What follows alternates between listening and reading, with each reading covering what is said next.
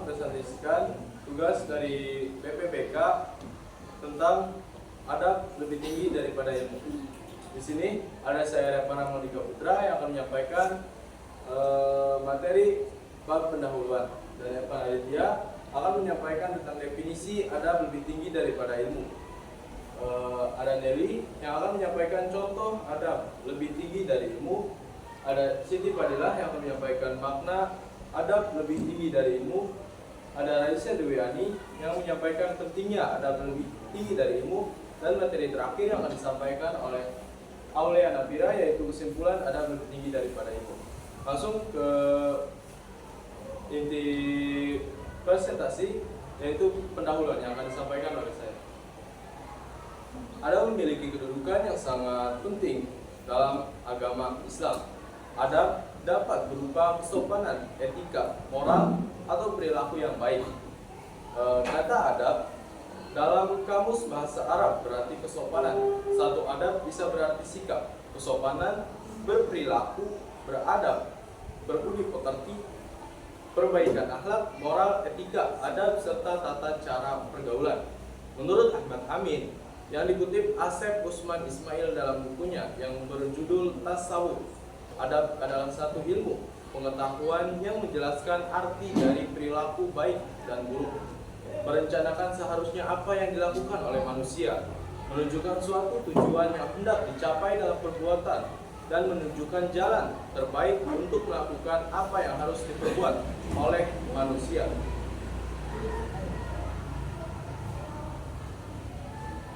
Bab 2, definisi adab lebih tinggi dari kata ilmu, yang akan disampaikan oleh Evan Aditya Maulana. Definisi adab lebih tinggi daripada ilmu. Pernyataan adab lebih tinggi daripada ilmu atau al-adabu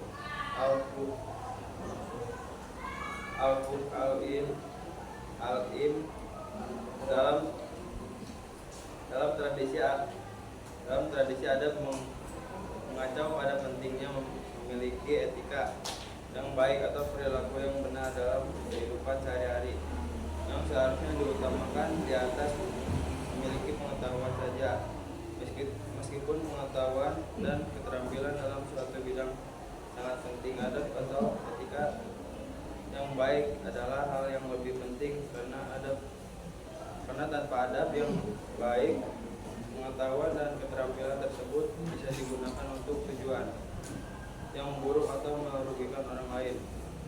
Menggunakan pengetahuan dan keterampilannya untuk kebaikan dan kemajuan yang positif bagi dirinya sendiri dan orang lain.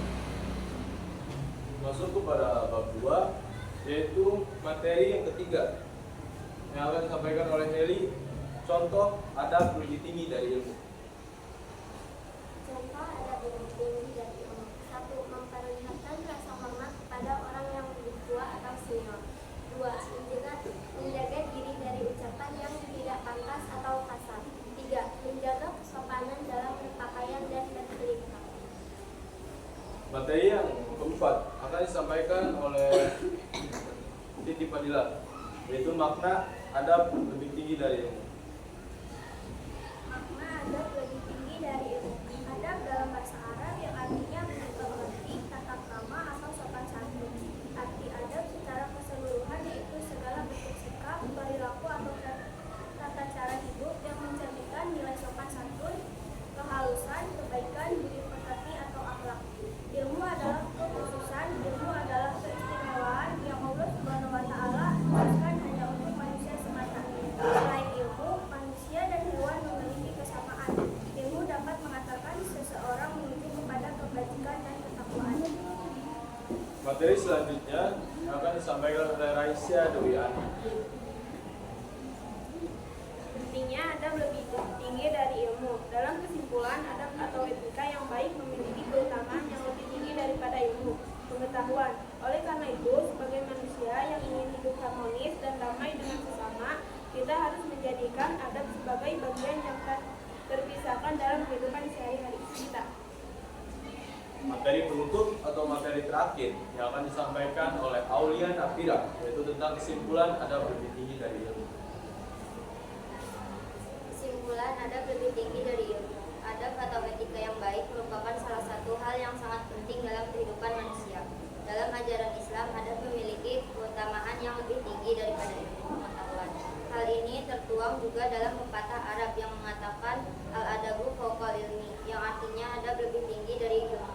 Pepatah adab lebih tinggi dari ilmu menunjukkan bahwa adab atau etika yang baik harus menjadi landasan atau fondasi dalam kehidupan sehari-hari yang harus dimiliki seseorang sebelum mengejar ilmu pengetahuan. Dengan memiliki adab yang baik, seorang dapat menggunakan pengetahuan dan keterampilannya untuk tujuan baik dan positif bagi dirinya dan orang lain. Setelah materi yang kami sampaikan selesai, apakah ada yang ingin bertanya?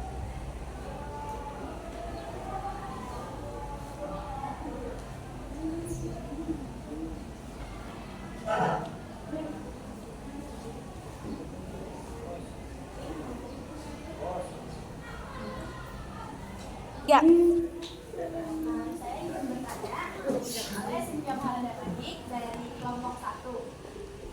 Berikan dong contoh adab yang baik.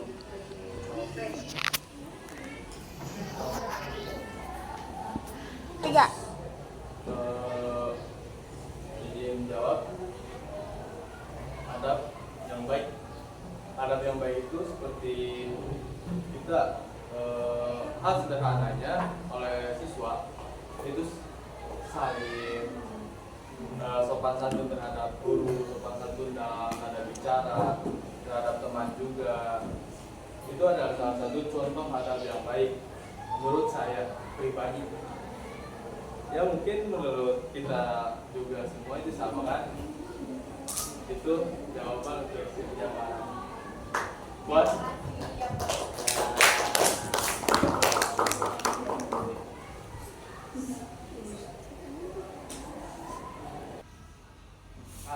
izin bertanya, saya Sigit Widyadana dari kelompok 3.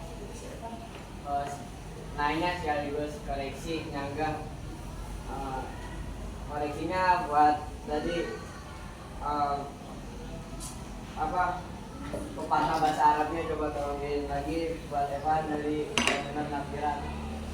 Terus kan tadi di etika beradab kan ada pengetahuan, ininya harmonis, itu oke. Bahasa Arab juga mengatakan ada al-adab. Ini kan seperti budi pekerti. Nah, budi pekerti ini kan biasanya sering kita dengar, sering kita ngomong adabnya, etikanya, tapi kita banyak guru-guru yang memberikan etikanya, adabnya, adab-adabannya. Nah, gimana sih ketika guru itu tersebut mengatakan adabnya mana, namun sebaliknya adab dia pun seperti apa? Bukan seperti apa, adabnya dia pun tidak ditunjukkan ketika di luar sekolah, itu gimana? Menjawab dalam memperbaiki koreksi dari Sigit. Yang pertama saya akan memperbaiki koreksi dari Sigit dulu, yaitu tentang al-adabu qaul al-ilmi. Dengan dalam tradisi Arab mengacu pada pentingnya memiliki etika yang baik atau perilaku yang benar dalam kehidupan sehari-hari. Dilanjutkan dengan menjawab pertanyaan Sigit. Menurut saya, semua manusia itu kan punya malu, rasa malu. Pasti ketika saat guru menegur siswanya yang tidak mempunyai adab, berarti guru itu berarti siswa itu tidak punya malu kan? Nah, bagaimana untuk mengatasi itu? Menurut saya, sebagai saya pribadi sendiri, saya akan melakukan memperbaiki adab saya. Ketika guru itu tidak punya adab di luar, dia akan malu ketika melihat siswanya yang mempunyai adab. Dia malu. Kayak masa saya seorang guru kalah sama siswa saya sendiri. Dia lanjut. Nah, kayak gitu. Jadi untuk mengatasi pertanyaan dari Sigit tadi, menurut saya pribadi, yang dikoreksi itu bukan gurunya, tapi siswanya. Siswanya yang harus lebih memperbaiki adabnya terhadap gurunya. Terima kasih.